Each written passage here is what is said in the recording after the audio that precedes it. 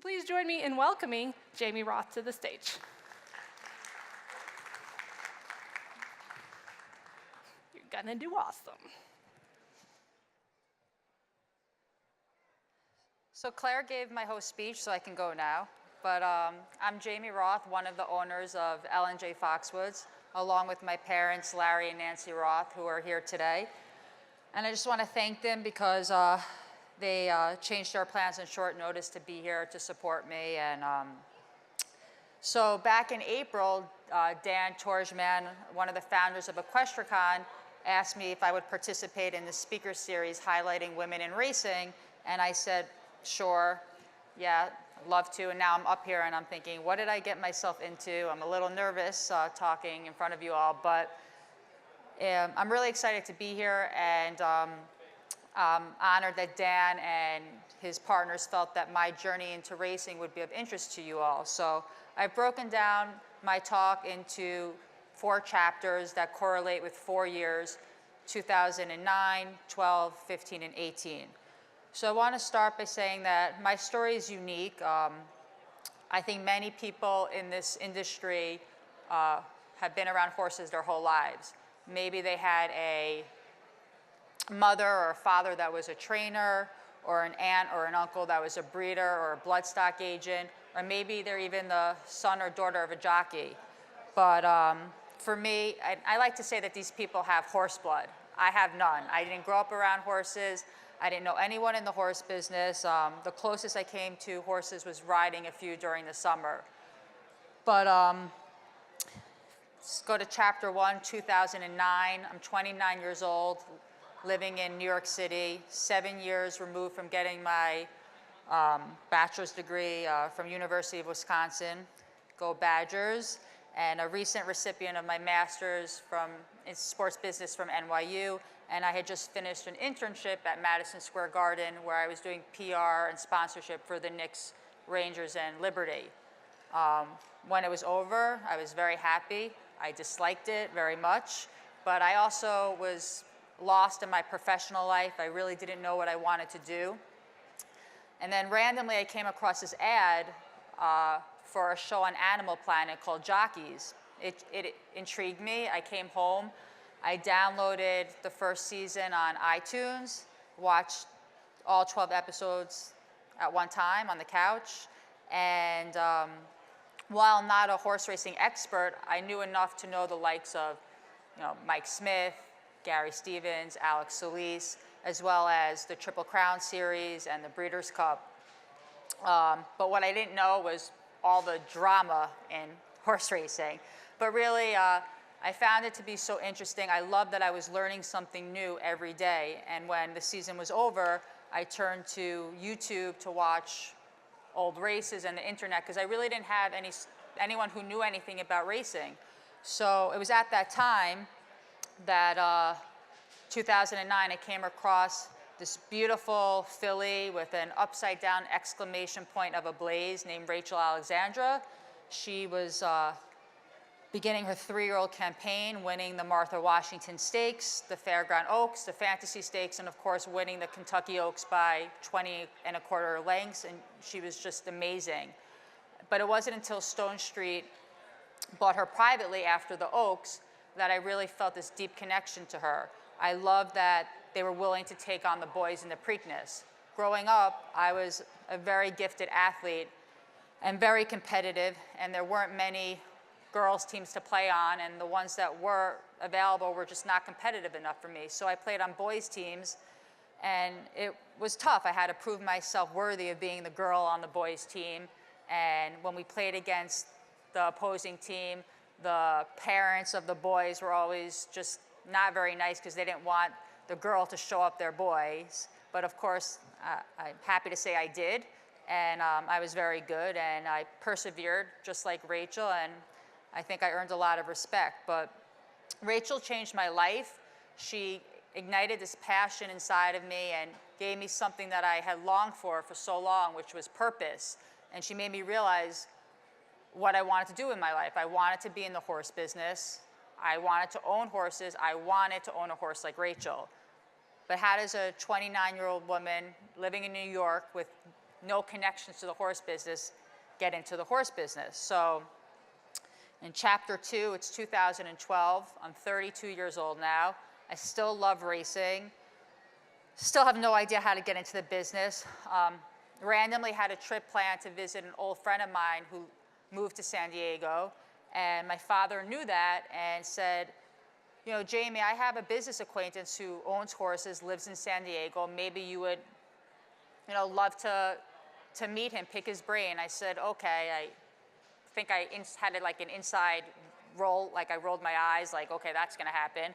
But sure enough, I landed in San Diego. I had a text message from my father saying his friend couldn't meet me, but that he had set up a meeting with Alex Solis. I should be at the track the next day, be there, exclamation point.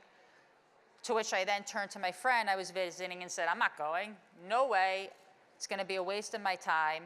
But obviously I didn't think it was gonna be a waste of my time. I just, at that time, was dealing with a lot of anxiety in my life, and this is the kind of moment that would have provoked anxiety, meeting Alex Solis, this Hall of Fame jockey at the track. And she said, my friend said to me, you have nothing to lose, everything to gain, just go.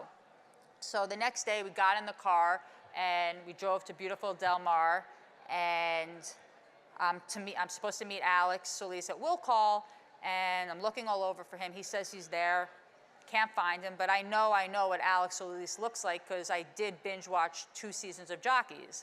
So sure enough, I see this taller Alex Solis looking man approach me, and he says, are you Jamie? I say, yes. He says, I'm Alex Solis Jr. And I think he realized I thought I was meeting his father, not him, his son, and it was just kind of an icebreaker, really. But for those of you who don't know, Alex Solis is a young but extremely successful bloodstock agent. He owns Solis Lit Bloodstock with his partner Jason Lit. And he's one of those people I talked about earlier who's got horse blood. You know, he literally was raised at the track with his dad being a jockey, and there's so much he knows, so much that you can't learn in books. He's just lived it through experience. And he's also very astute and very clever, and he listens well. And in the 3 hours we spent together that day, he was able to really pick up on the things that interest me about racing and things that didn't interest me about racing.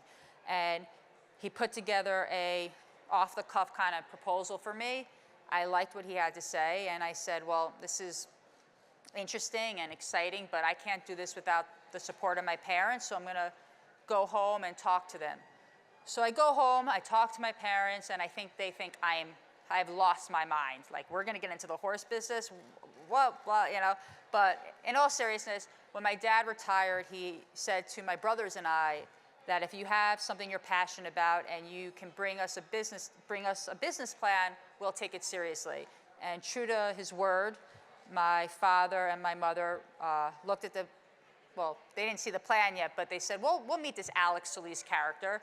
So I call Alex, and it just so happened my parents were gonna be in Las Vegas the next week. Alex lives in LA, it's 3 hours away, and he takes the initiative, they meet, they hit it off just like I did, and that was really the beginning of LNJ Foxwoods. And the blueprint was quite simple. We were gonna try to buy 4 well-bred fillies at the September Keeneland sale, and we hit the ground running. Maybe 3 weeks later, we went to Keeneland September, and 2012 was a good time to buy because the market was still recovering from the recession, and we were able to pick up 4 really well-bred fillies. And just 2 worth mentioning because they're relevant to this Breeders' Cup week is a daughter of champion Fleet Indian, who we named Fleet of Gold, my mom's favorite horse. Her half-sister is Indian Giving, who is the dam of the probable favorite for the Sexton Jet Juvenile game winner, so we're rooting for him. And we also picked up a daughter of Arch, who is out of the direct family of Point of Entry, who is a sophomore stallion now and has a daughter, My Gal Betty, running in the juvenile turf fillies. So good luck to both of them, and it's exciting to see that those families are still active today, and that's exciting. And then by November of 2012, we had 6 broodmares and 4 of the yearlings that we bought. Now, chapter 3, it's 2015. We now have 55 horses, and all doing different things, some broodmares, some yearlings, weanlings, horses in training. But we also expanded to Europe, and we went to France and bought a mare named Gold Round, who is a half sister to Champion Goldakova. So she's got some amazing bloodlines, and we were just hoping to get one filly out of her. And before we bought her, she just had all boys. So we're just hoping for that one filly. 2013, on Valentine's Day, we get the call that she had a filly. So we named her Golden Valentine, and she actually ended up being a really good racehorse. She won a Grade 3 in Deauville, the Prix Minerve, and she also, and she just raced at the highest level. And she's in foal to Galileo right now, so we're very excited about her. And actually, her younger sister, Golden Attitude, just ran yesterday in a stakes race, the Zagora, and it was just her second race in the US and just her second race in 17 months. And she almost won that race, and we're really excited about her. And she also gave us her third filly, who we named Golden Box, and she's in training in France. And then she gave us our fourth filly, who is a foal to Golden Box, and then she gave us a fifth filly, who's a foal right now by Tappet. So for a mare who never had any fillies, she gave us 5. So she's probably the most instrumental broodmare that we have. We also went to Australia and bought 2 mares. One worth mentioning is Diamond Necklace. Her daughter, Dogtag, is an LNJ homebred who broke her maiden in Saratoga in a stakes race, and we've given her some time right now, but we think she's going to have a very successful 3-year-old year. And 2015 also gave us our first Grade 3 win when Super Majesty won the Dogwood, and our first Grade 1 win when Nickname won the Frisette on my dad's 65th birthday, which was pretty amazing. Both those fillies brought us to our first Breeders' Cup at Keeneland, which was amazing experience to be a part of, even though we didn't win. Just having 2 horses there in just a short period of time was unbelievable. And then it's not all about accolades and winning on the track. Off the track, I was elected to the Thoroughbred Charities of America board.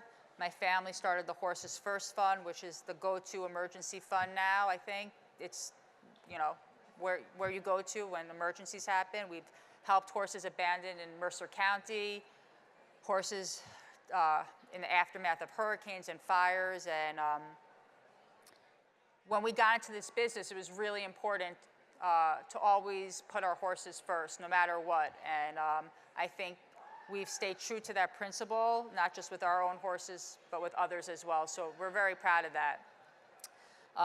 And then Chapter 4, 2018, we've now got 100 or so horses, and it's crazy to say that, but the blueprint has really remained the same, but just like anything in life, you have to adapt to changes, and the racing industry has changed in the 6 years that we've been involved, and so we've tweaked some things, and I think 2019 is going to be an exciting year. There's some new things coming, but I'm not allowed to talk about that yet, so you'll just have to wait and see. But also, 2018 was really successful off the track. We sold our first Grade 1 winner Nickname for $3 million. Alex and Jason bought a Scat Daddy filly in Book 4 in 2013, before anyone really was big on Scat Daddy, and turned her into a $3 million broodmare. So it was just really remarkable. And we also sold our first two-year-old homebred colt in a 2-year-old in training sale, OBS March, and he was the sales topper of that sale, and it was really cool seeing your homebred jump through all the hoops and be so desired and wanted, and he was a sales topper, so that was really awesome. Another thing that was really cool about 2018, and a very full circle moment, is we partnered up with Stone Street on a Magdagliadoro filly, and it just doesn't get more ironic or full circle than owning a horse with them by the same sire as Rachel, and her name is Golden Standard, and we're taking our time with her, but we're excited about her. But beyond that, I've also tried to help promote youth involvement in the sport by supporting Nexus Racing Club. We were one of the original partners that partnered with them, and the first horse didn't work out, but we really wanted to give them a chance to succeed. So we just recently leased them a horse named Cruel Intention, who won really impressively 3 weeks ago on debut. He trains with Bob Baffert. He's a Calbred, and he's meant to run, I think, this coming week in the Golden State Juvenile Stakes, tongue twister. But after he won his first race, I got an email from a Nexus member with a picture of herself and Bob Baffert saying it was an unforgettable day for her. And that really meant a lot to me, because as someone who got into the sport as a fan, to see someone else just have an amazing day at the track and have a winner was super cool. And I've also been involved with the Thoroughbred Women's Network, also known as Twin, helping to promote women in the sport. The sport needs more women. I do believe in the future we'll see more women, and I think that will be a very good thing. And lastly, on a personal note, I was voted as a board member for the Breeders' Cup, which was a huge honor. To know that so many people that I have so much respect for felt that I was, deserving of a Breeders' Cup member spot was just very humbling. I was speechless when I heard, and it really meant a lot to me. So just to tie some messages together here, I guess what I'm here and what I want to say is that you don't need to have horse blood to be in the horse industry. You didn't have to grow up around horses. You can pave your own way. You can be a crazy fan. I was a crazy Rachel fan. But you need to take advantage of opportunities when they present themselves. I almost passed up this great opportunity of meeting Alex, and because of fear, I was scared and nervous, but now I have this great business. I have purpose in my life. I help run the daily, I run LNJ, and I've met some amazing people that I would have never met if it wasn't for this business, and I've just learned some amazing lessons. But lastly, and I think it's important to say that it's a tough business. The highs are incredible, they're indescribable, but there are a lot of lows, and there are a lot more lows than highs. And I'm not talking about going off 1-9 favorite in a stakes race and coming in last. Been there, done that, not fun, but I'm talking about just knowing that at some point you're going to experience an equine member of your family pass away. And we've had broodmares die, we've had foals die, and it's hard. But nothing could have prepared my family for what happened this summer at Saratoga when our beautiful blue-eyed Bowie took a bad step and had to be euthanized on the track. It was a tragic day for us. She was an incredibly talented filly, more than she was ever able to show. Incredibly fast, and she was one of our best broodmare prospects. So it was really hard to lose her, and I really had to ask myself a lot of questions after that, whether I wanted to really remain in the business, did I have the stomach for it? But just when I felt like maybe I did, and I just thought about Rachel and how badly in my life I hope to have a Rachel. So I'm in chapter 4 of what I hope is a 100-chapter book, and I'm in it for the long run. I'm not going anywhere. I'm going to get my Rachel. I believe in that. I've surrounded myself with an amazing team of people. So I guess that's my journey. I hope that something I said today was of interest to you guys, and I'm around for the next 3 or 4 hours if you have any questions. So thank you for being here listening.